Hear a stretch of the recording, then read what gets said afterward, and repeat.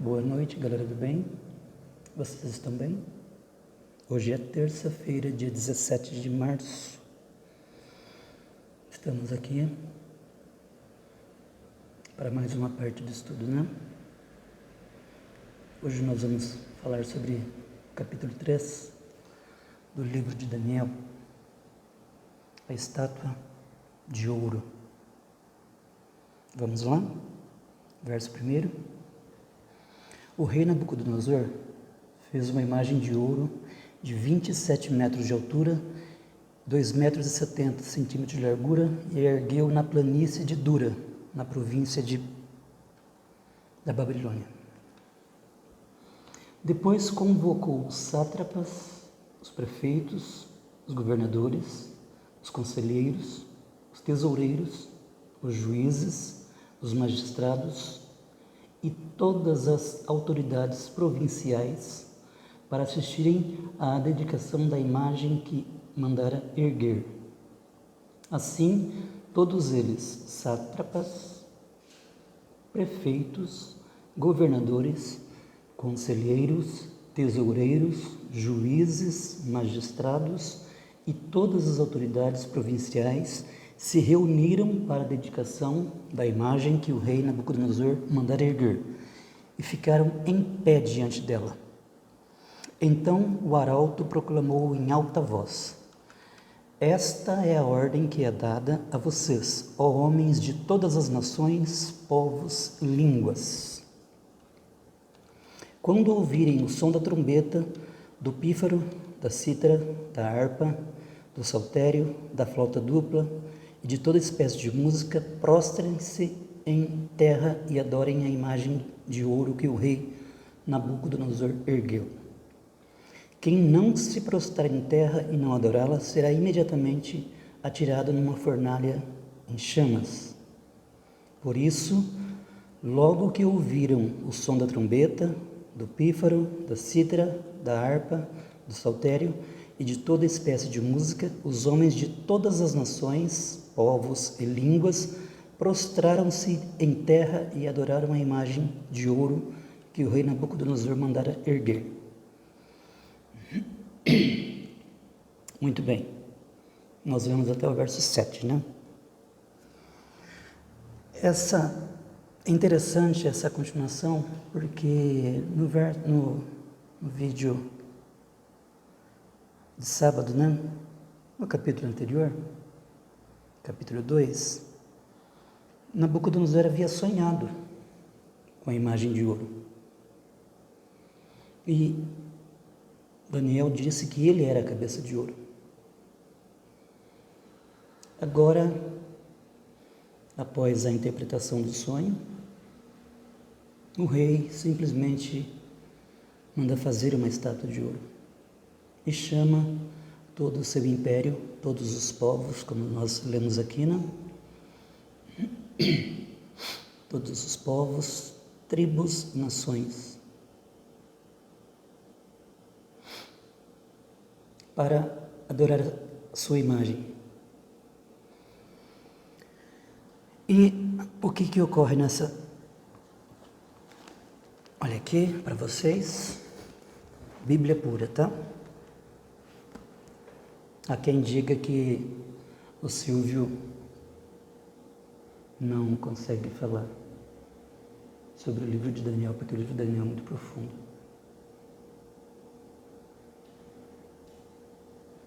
Realmente eu não estou falando.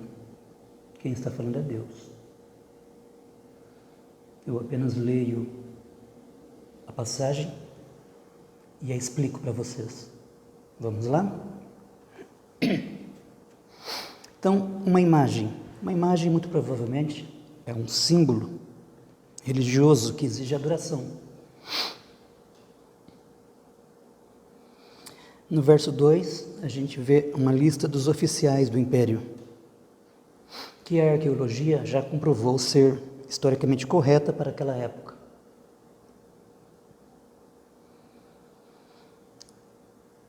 O verso 5, quando ouvirem o som da trombeta, isso aqui é quase uma solenidade de juramento de fidelidade à religião nacional. feita na hora de tocar o hino nacional, sob ameaça de morte.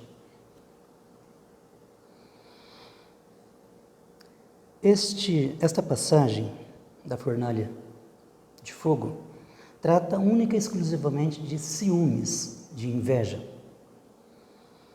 O verso 8 fala que os astrólogos se aproximaram do rei e denunciaram os judeus. Você pode acompanhar na sua Bíblia. Então, os 4 estrangeiros, aqui estamos excluindo Daniel, até porque a Bíblia não diz onde Daniel estava, mas obviamente Daniel não estava lá nessa província de Dura. Possivelmente Daniel tem ficado no palácio, porque vocês viram quando nós terminamos o capítulo 2, Daniel ficou no palácio, Daniel tornou-se o governador da província do Egito. E os seus 3 amigos, a pedido de Daniel, se tornaram administradores da terra do Egito. Então, Daniel possivelmente devia ter alguma viagem oficial ou teria ficado no palácio, tá? Por isso que aqui são mencionados apenas os 3 amigos, Sadraque, Mesaque e Abednego, já com os nomes novos, obviamente, que foram dados pelo próprio rei Nabucodonosor, ok? Então, os caldeus que aguardavam, os próprios legítimos da Babilônia aguardavam serem promovidos, digamos assim, obviamente eles sentiam inveja dos 4 jovens. E foram eles que chegaram diante do rei. Eu acho interessante a forma que eles se achegam ao rei. Há alguns judeus que tu nomeaste para administrar a província da Babilônia, Sadraque, Mesaque e Abednego, que não te dão ouvidos, ó rei, não prestam culto aos teus deuses, nem adoram a imagem de ouro que mandastes erguer. Então dá para sentir aqui, neste verso 12, a inveja reinante. Tu constituíste. Então, aqui ficou bem claro, né? O sentimento de inveja. Não fizeram caso de ti, nem da tua imagem. Uma acusação de insubordinação. Tanto na política como na religião nacional. Naquela época, as autoridades, os reis, eles não toleravam desobediência. Então o rei se enfureceu e mandou chamar os 3. E no verso 14 ele pergunta assim: é verdade, Sadraque, Mesaque e Abednego, que vocês não prestam culto aos meus deuses, nem adoram a imagem de ouro que mandei erguer? É interessante que o rei quis ser gracioso com eles e ofereceu mais uma chance. Olha, eu vou mandar tocar de novo os instrumentos, tá? E aí vocês se prostrem para adorar a minha imagem. O rei quis dar uma chance, digamos assim.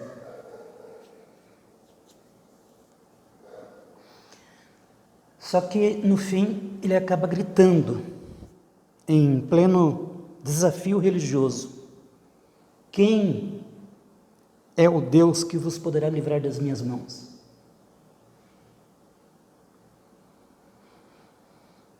Então, no verso 16, quanto a isso, ó rei,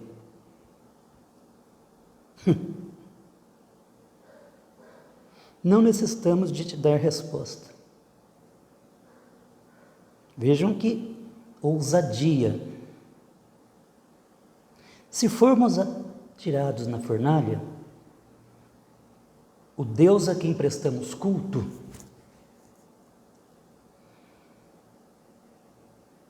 pode nos livrar, e Ele nos livrará das tuas mãos, ó rei. Mas, se Ele não nos livrar, saiba, ó rei, que não prestaremos culto aos teus deuses, nem adoraremos a imagem de ouro que mandastes erguer. Isso é muita confiança, né? Esse verso aqui é muito forte, prestem atenção.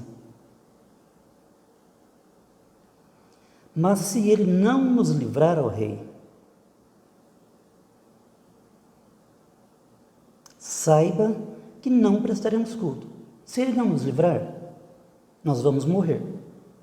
Mas mesmo assim, nós não prestaremos culto à imagem que erguestes, nem tampouco aos teus deuses. A verdadeira fé não depende de favores carnais. Não é porque eu tenho fé que Deus tem que fazer tudo o que eu quero. Nós temos que tomar cuidado com isso. Deus não está a nosso serviço.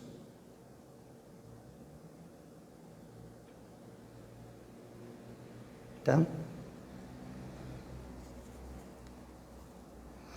Não depende de favores, não depende de proteção física.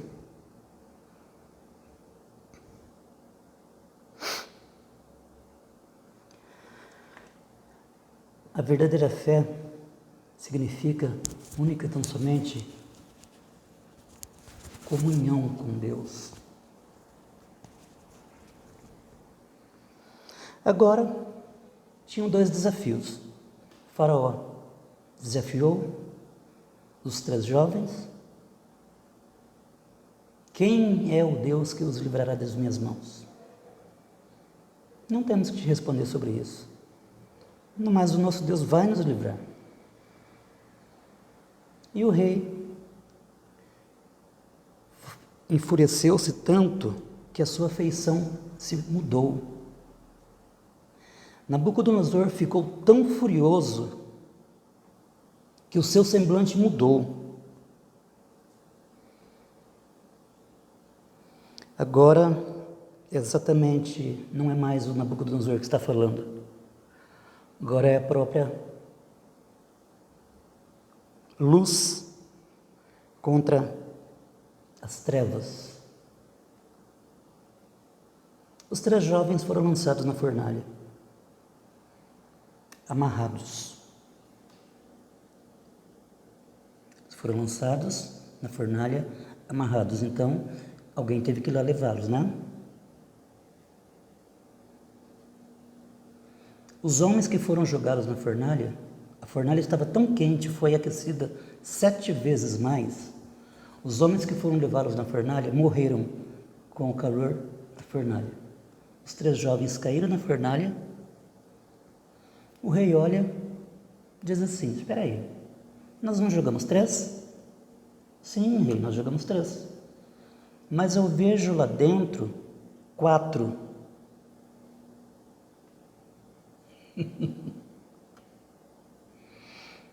Estou vendo 4 homens desamarrados e ilesos andando pelo fogo, e o quarto se parece com um filho dos deuses. Sabe quem é esse 4º homem que estava passeando com Sadraque, Mesaque e Abednego na fornalha? É o próprio Jesus. O próprio Jesus, que ele não havia sido manifestado, obviamente, em carne, mas é o próprio Jesus que estava ali com eles, os 3 jovens. Nabucodonosor então os chama para fora, os 3 saem para fora, não havia neles cheiro de fumaça, não havia neles aspecto nenhum de que tinham sido lançados na fornalha. Este é o meu Deus, este é o seu Deus. Então, Nabucodonosor disse, o próprio rei: louvado seja o Deus de Sadraque, Mesaque e Abednego, que enviou o seu anjo e os livrou os seus servos. Eles confiaram nele, desafiaram a ordem do rei preferindo abrir mão de sua vida a prestar culto e adorar a outro Deus que não fosse o seu próprio Deus. Por isso eu decreto que todo homem de qualquer povo, nação e língua que disser alguma coisa contra o Deus de Sadraque, Mesaque e Abednego, seja despedaçado e sua casa seja transformada em montes de entulho, pois nenhum outro Deus é capaz de livrar alguém desta maneira. Então o rei promoveu Sadraque, Mesaque e Abednego na província da Babilônia. A sua prova é muito grande? Você está passando pela prova de fogo? Será que você já está na fornalha? Não. Eu só quero te dizer, confie em Deus. Acredite em Deus. Ele acredita em você. Deus te abençoe. Tenha uma boa noite. E até o próximo vídeo, se Deus quiser, nós vivermos.